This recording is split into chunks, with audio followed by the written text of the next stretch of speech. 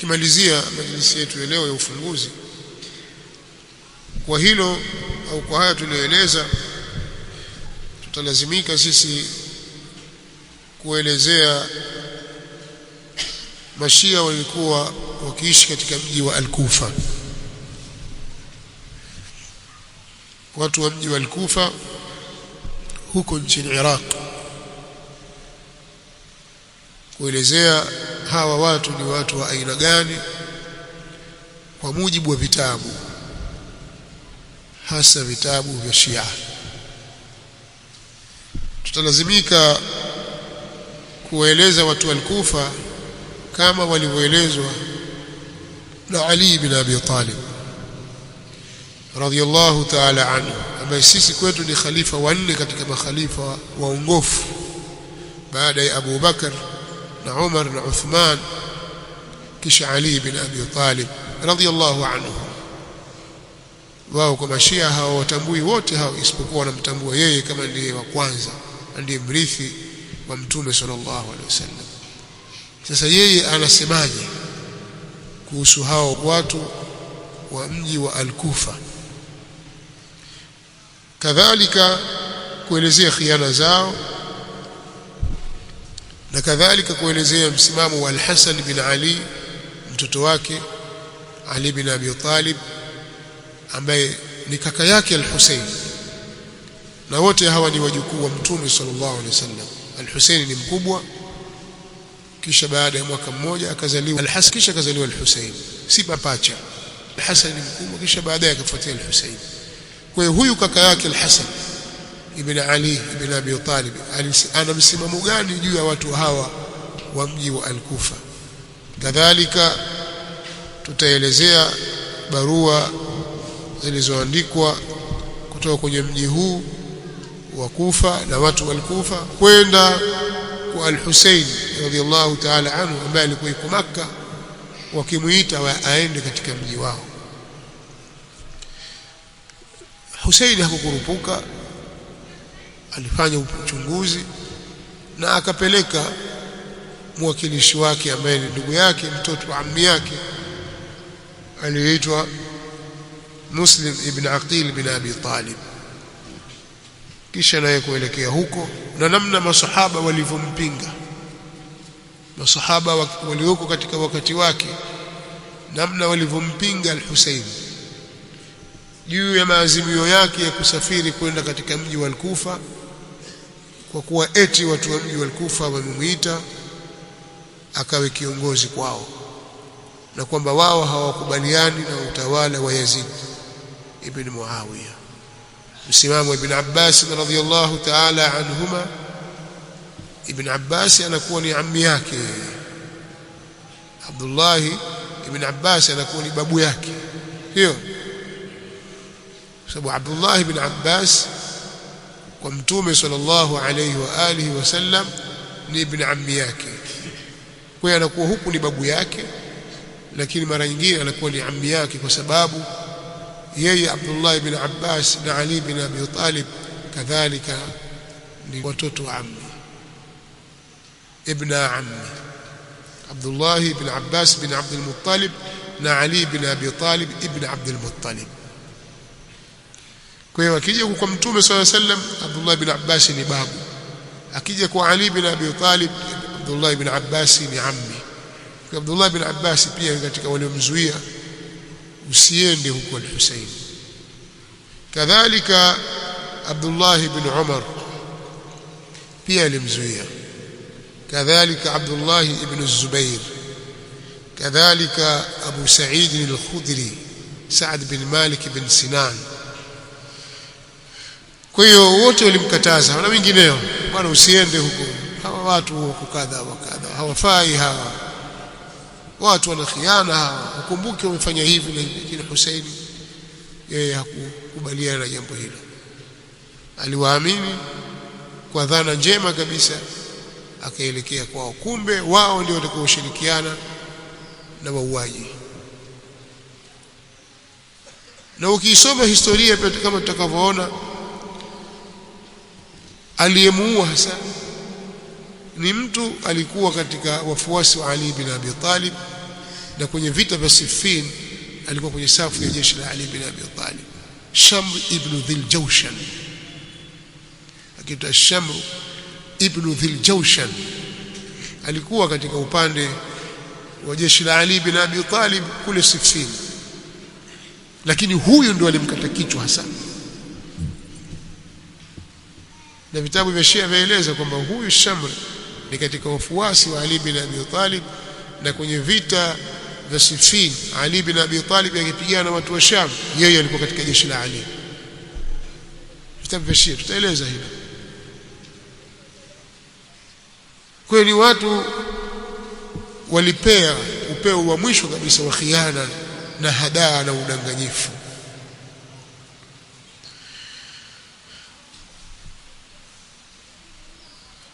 Kadhalika tutaeleza msimamo wa ahli sunna wal jamaa juu ya mauaji haya ya kinyama yaliyofanywa na watu hao waovu. Ahli sunna wal jamaa wana msimamo gani kwa mujibu wa vitabu? Kadhalika mwisho tutaelezea mambo ya uzushi yaliyowekwa na Rafidha kwa kutahayari. Maana kutahayari, wamefanya jambo baya, sasa washatahayari, kwa hiyo wataka kujitoa kimasomaso kama Waswahili wanavyosema, na kutaka kujitakasa. Wakazusha mambo mengi, miongoni mwa hayo ni kuweka vilio na kuomboleza kila unapofika Muharram, wakiweka majalisi zao za kuomboleza. Lakini kabla ya hapo, miaka hiyo ya nyuma, walijitokeza watu kajiunda genge, wakajiita kwamba ni jeshi tawabin, jeshi la wenye kutubu, kwamba wametubu, kwa hiyo wanataka kulipiza kisasi. Ikawa kila wanakutana naye wanamuua. Nini? Kulipiza damu ya Hussein. Na sasa wakaona haitoshi, tulie, lakini pia tujipige mapanga na mavisu kufidia damu ya Hussein. Ndio mtaona huko Pakistani, Irani, wapi, ikifika Muharram wanajitokeza watu na minyororo yao au na mavisu yao, wakajipiga kwenye migongo, kwenye vichwa, wakamwaga damu, kwamba pale watafuta ni kama kujitoa fidia hivi, sasa kulipa ile fidia ya damu ya Hussein kwa kile walichokifanya wao. Kwa hiyo huku kuna damu ya Yesu na huku kuna damu ya Hussein, kitu kimoja tu. Watu wanaitakidi kwa Mungu kauliwa, kashindwa kujitetea na waliomuua, lakini damu yake itawakomboa, ndio inawalinda, na watakwenda mbinguni kwa damu hiyo, na hao watakwenda mbinguni nao kwa damu hiyo. Kwa nao wajipiga, wakalia, watembea, walia, wakifika watu wakula, lete hapa, lete nyama, lete, basi tutasahau. Kwa ni maigizo wanayafanya katika huu ulimwengu ili kujitakasa mbele ya watu. Wanafanya munkari wa kujipiga usoni, kifuani, wakajitoa damu. Wanafanya munkarati na bid'a za kuvaa nguo nyeusi, kunyoa vipara na mfano wa kama haya. Yote haya ni katika mambo aliyokataza Mtume sallallahu alaihi wasallam. Tutayaona kwa maelezo, na ndani ya vitabu vyao wanaeleza haya. Hadithi za Mtume sallallahu alaihi wasallam zimekuja wazi. Lakini nimeona kwamba katika mambo muhimu pia kuyazungumzia ni kuwazungumzia hawa ahlul bait ni kina nani. Ahlul bait ni kina nani? Na je, kiuhakika na kihistoria na kiitikadi ni kina nani wafuasi sahihi halisi wa ahlul bait? Je, ni Shia na Sharia na wengineo ni wafuasi wa ahlul bait kweli, kwamba hawa ahlus sunna hawa ni wafuasi wa Bani Umayya, na hawa Shia hawa ni wafuasi wa Ahlul Bait. Kwa sisi ni wafuasi wa Ahlul Bait. Ni kweli ili jambo kuna umuhimu wa kuleka wazi jambo kwa ikhtisari. Maneno yanarefuka kwa sababu ni jambo refu pana, lakini laweza kufupishwa kwenye majalisi chache likaeleweka biidhnillah. Na mambo haya sisi tunapoyazungumzia hatuhusishi wanafunzi kwa kiwango fulani. Tunataka kila Muislamu aelewe, na biidhnillah tunataka tuelezee na tushaelezea kwa lugha ambayo ataifahamu mtu yoyote aliyefuatilia jambo la dini. Akisikiliza na kuwa anaelewa biidhnillah, kwa sababu upotoshaji haufanywi kwa mashekhe peke yake au kwa maduati peke yake au kwa tulabu ilmu. Upotoshaji unakwenda mpaka kwa watu wa kawaida. Sasa kama vile unawafikisha risala wao kwa watu wa kawaida, na sisi tuifikishe risala hiyo kwa watu hao wa kawaida kwa lugha yao, na kwa wale tulabu ilmu pia watapata nasibu yao biidhnillah alkarim. Lakini kuna umuhimu wa kulifafanua jambo hili katika munasaba wa siku hizi.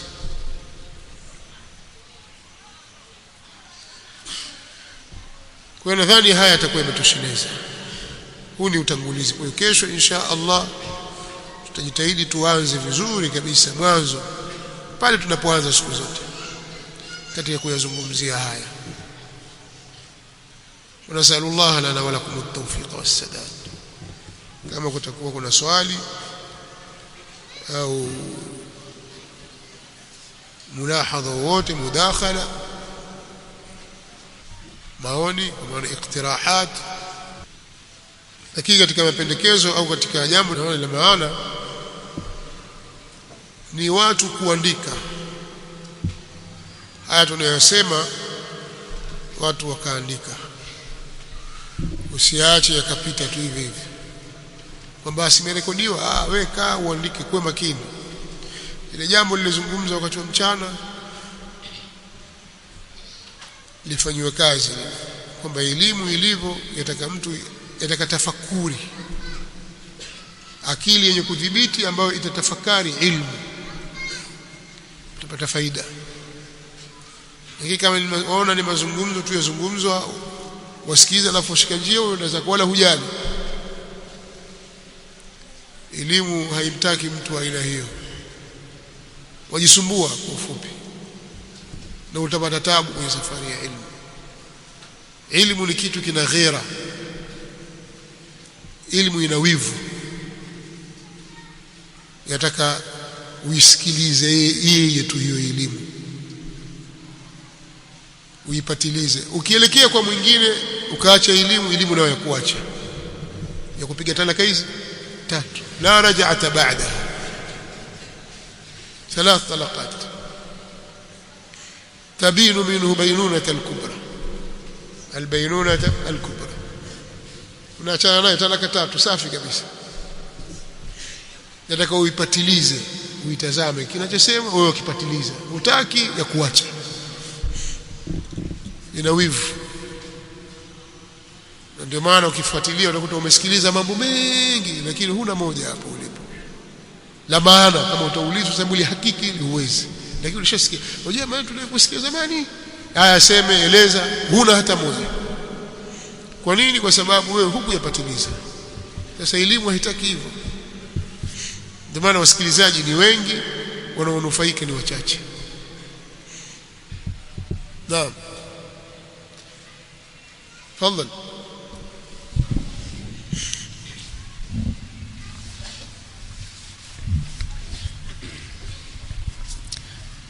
Jazakumullahu khairan wa barakallahu fikum.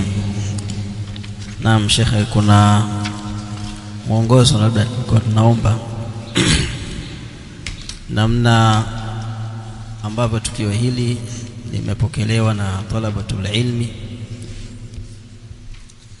Utakuta watu wengi wameingia katika kulizungumza, hasa katika kipindi kama hiki cha mwezi huu wa al-Muharram. watu wengi katika ahlus sunna wanalizungumzia jambo hili la maktali ya al-Husayn. Sasa nilikuwa naomba labda kuna mwongozo gani kwa mtu ambaye ameamua kuizungumza mada hii ili iweze kunufaisha, lakini pia isiwe ndani yake kuna kuzungumzwa bila ya kuchunga ile misingi yake ya kiilmu. Barakallahu fikum. Wa fikum barakallah. Labda nasaha naweza kuzitanguliza kwenye hili. Kwanza ni jambo zuri watu kuzungumzia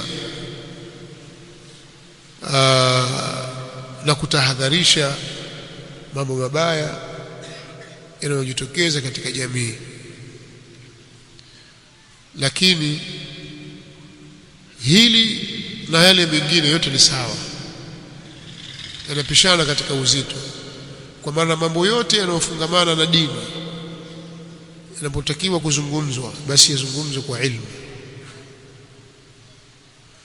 Lazima kile unachokizungumza uwe una uhakika nacho, kuwa wakijua, umekisoma, umekielewa, umesomeshwa, umeelewa na umekitafiti, ukazungumza kwa kadiri ya uwezo wako, kwa vile ulivyokielewa kitu hicho.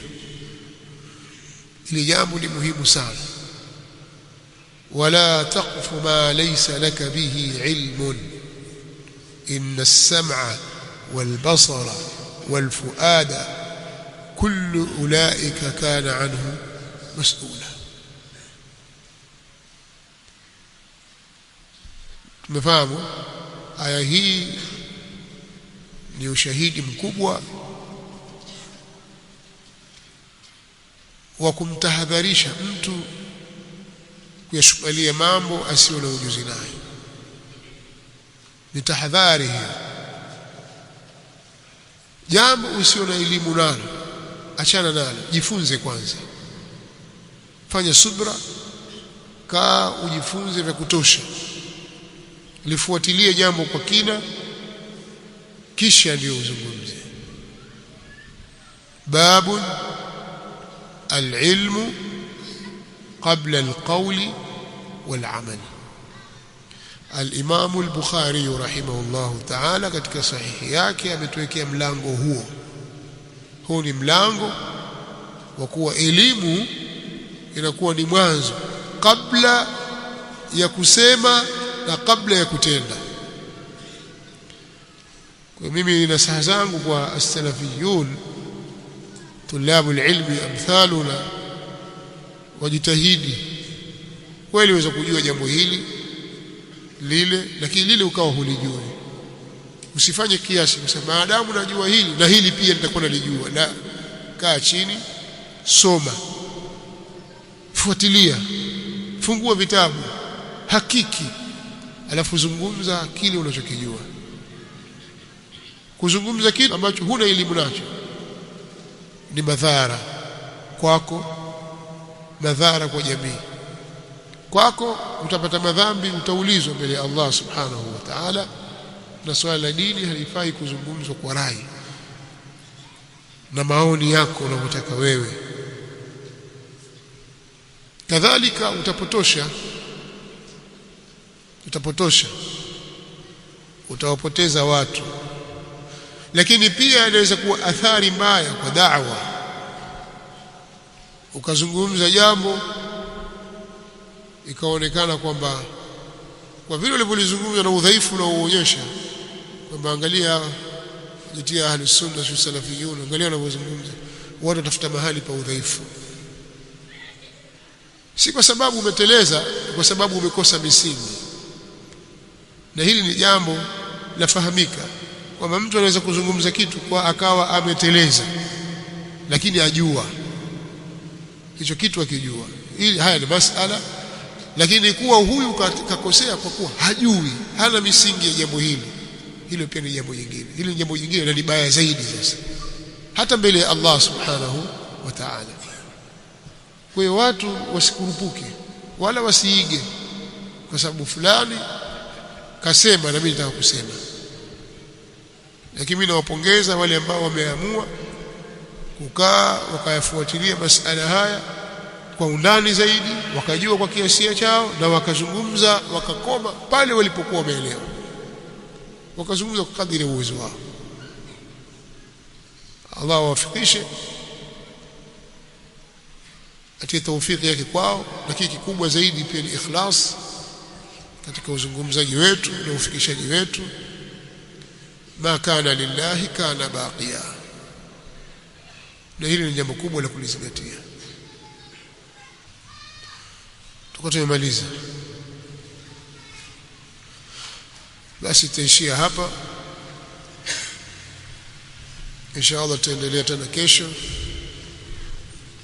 Tutaanza na majlisi ya kwanza mwanzo kabisa, alafu nyingine zitafuatia. Lakini nasaha zangu tuwe ni makini na tujitahidi kuandika, kudhibiti, na yale ambayo tunaelekeza kwenye kurejea, basi wale wenye upeo na uwezo kurejea wajitahidi warejee. Maktaba ipo na asilimia kubwa yale tunayohudhurisha yapo katika maktaba yetu, marejeo yake. Na hili linatupa tafsiri juu ya kukua kwa maktaba yetu, kwamba mambo mengi utakayosema yapo, yameelezewa, namna ya kuyatafuta sasa ni kupata muongozo huo. Kwa hiyo utaelekezwa masala haya kwa mahali fulani, yameelezwa na fulani, yametajwa hivi. Alhamdulillah, vitabu vya Rafidha viko, vitabu vya Ahlus Sunna hadith wala haraj. Kwa nadhani katika maktabati zilizobeba vitabu vya Rafidha, moja maktaba yetu sisi na vitabu vya kutosheleza vya Rafidha, qatalahumullah, kiasi cha kuweza kuwafichua tu mambo yao. Kwa hili jambo tulitilia katika maanani sana, tulitilia mkazo ili tuwe wasimamizi bora wa dini yetu, wenye uwezo wa kuyarudi makundi kama haya yaliyopinda na yaliyopotea.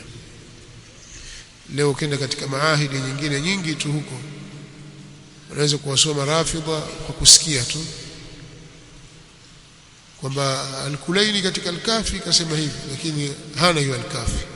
Al-Kafi usulu Al-Kafi iko, al-furu' min Al-Kafi iko, rawdatu min Al-Kafi iko, man la yahdhuruhu al-faqih iko, tahdhib al-ahkam iko, al-istibsari iko, al-kutub al-arba'a ziko, hiyo na nyinginezo kama zilizokusanywa katika Biharul Anwar al-Jami'atu lidurari a'immatil athhar cha Muhammad Baqir al-Majlisi. Amekusanya vitabu vingi, au pengine kimoja kimoja utakitafuta ukipata kiko pale, kakusanya kwenye juzuu 110. Mir'atul uqul fi akhbari ali ar-rasul ya al-Majlisi, na nyinginezo na tafsiri zaidi ya 10 za Rafidha, tafsiri al-Qummi, tafsiri al-Ayyash, Faidh al-Kashani tafsiri yake, tafsiri al-Burhan, الميزاني الطباطبائي sawa, na vitabu vingine vya kina Muhammad Hussein al-Kashif al-Ghita, aslu shiyat wa usuluha, na vingine al-Anwar an-Nu'maniyya ni'matullah al-Jazairi, vitabu vya hadithi, vitabu vya tafsiri, vitabu vya tarikh vyao, vitabu vya aqida. Al-Mutahhar al-Hilli kitabu chake Minhajul Karama ambacho Sheikh al-Islam amekijibu katika Minhajus Sunna, na vitabu vingine vipo. Kwa hiyo unapoelekezwa kufuatilia si vibaya, ni jambo la maana, utapata faida. Subhanakallahumma wa bihamdika ashhadu an la ilaha illa anta astaghfiruka wa atubu ilayk.